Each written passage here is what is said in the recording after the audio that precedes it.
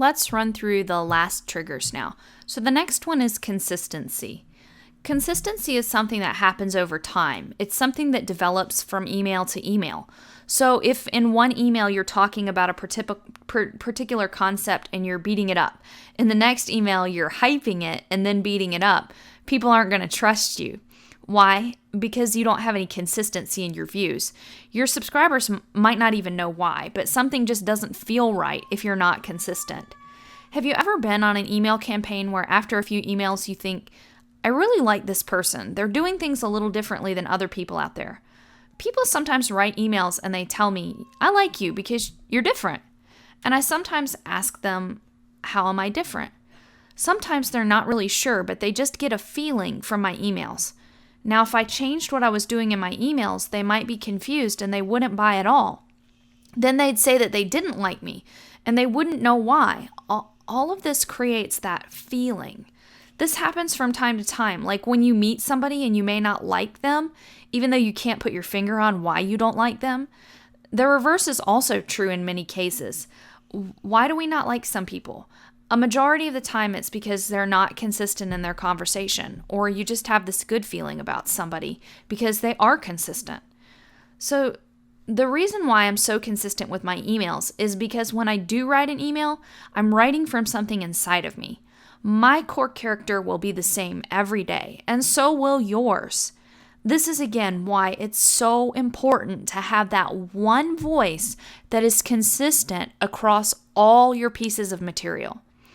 Now, however, if when you're sitting down to write an email and you decide that you're going to copy the tone and voice of a competitor's email that you really liked, then you'll begin to become inconsistent. Your message is going to get conflicted because the real you isn't coming through. Your competitors are essentially speaking through you. So stay consistent. The next trigger is reason why. So a reason why is very important for your sales page, but I also try to do it within the first 10 days of my contact with a new subscriber too. I tell people why I'm different up front. How do I find out how I'm different? I had a lot of people tell me that I was different in my email campaigns, and they would sometimes tell me the reasons why I was different. So if you would like to find out how you're different, then you can send out a lot of emails asking your subscribers what they like about your emails and what do they like about you. There's no problem in being bold like this. Once they begin to tell you what they like about you, then use this as a reason why in your email campaigns. For example, I would tell them I'm different than other people that you've been studying because I'll tell you the truth. If someone doesn't like me telling them the truth, then that's okay. They unsubscribe. This should be okay with you too. I mean, this is someone who isn't interested and who won't be your customer. So when you use language telling them that you're going to, quote unquote, tell it like it is, and if your competitors are not being upfront and truthful like this, then what does that do? It sets you apart. It creates contrast. Now, what are some of the things that can genuinely set you apart? Perhaps because you're genuinely teaching your subscribers important information the first 5 days they're on your list instead of begging them to buy a product. What else could set you apart? Your language could set you apart. It's amazing to me the foul language that people use in their email campaigns. It's not everybody, but it's amazing to me the language that these people use. If you don't use language, that's going to set you apart too. However, if no one is using foul language in your niche, please don't lower yourself and use this type of language. This again will attract the wrong type of person. The reason why people should listen to you may take you longer than a day or two to figure out. It could take you 6 months. Just leave this portion out until you figure it out. A great method to find out is to send an email to the first 100 people that buy your product.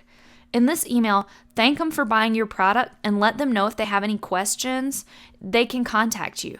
In the email with something like, by the way, what's the single biggest reason you bought this product from me? The answer you get there will be the reason why they like you. They may say, oh, I trust you to teach me because of XYZ. And if you gather enough of these answers, you have a strong case for a reason why. Then add this to your email campaign. Let me give you an example. My clients tell me that I am XYZ. If you keep reading my emails, you'll find that this is the case. I hope that you're finding the same to be true. If there's something that I'm not teaching that you'd like to learn about, just hit reply and I'll answer you personally. If you write this email as the 5th email in your campaign, what do you think is going to happen to the trust level? It's going to increase with your subscribers.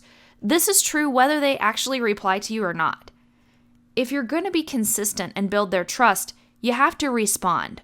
When you don't respond, or when you do respond, be sure to give them an answer rather than directing them to, say, page 37 of your course and giving them the link.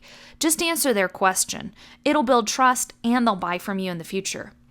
Now, remember, not everybody is going to buy, but doing this would increase dramatically the chances of this person buying from you.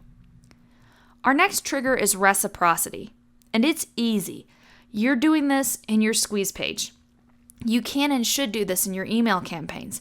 Give them 2 or 3 different MP3 trainings or PDF trainings for them to consume.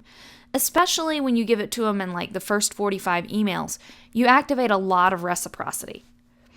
Then we have contrast, and I've given many examples of contrast in this lesson and the previous one, and that's how you can weave it naturally in with other triggers, so this one is simply added in with the other ones.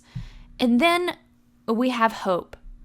Hope from a relationship perspective simply says, I hope they stay the way they are. I hope I continue to learn from this person. Hope is a result of putting all of these elements into your email campaign. There's not one specific action that you can take to create hope other than making a promise and staying true to it. I hope you found the information in this video to be very helpful. If you're interested in learning more about email marketing, click on the link below to get our proven formula for writing a powerful 90-day email campaign. You'll also discover the 3 keys you must have in place to write emails that people really want to read. Go ahead and click below now.